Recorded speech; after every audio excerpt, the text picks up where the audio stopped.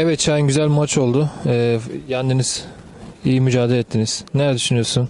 Misafir geldiğimiz takımda yine kazandık. Arkadaşlarımız davet etti. İyi bir takıma karşı oynadık ama bireysel olarak çok oynadılar. Takım olmayı bir türlü beceremediler. Biz de üstünlüğümüzü koyduk. Bariz bir şekilde net bir skorla maçı aldık. İyi futbol oynadık. Bu da bizim misafir takımımız. Arada geleceğiz abi öyle. Biz birinci, bunlar ikinci olacak inşallah. Playoff'ta da görüşeceğiz. Rakip takımın kalecisi son dakikalarda güzel kurtarışlar yaptı. Maçın gidişatını daha da değiştirebilir miydi sence? Kaleci değiştiği için oldu. Değişmese yine fark olurdu. İyi maç abi. Rakibe de tebrik ediyoruz. Ayaklarını sağlık. Peki, teşekkür ederim.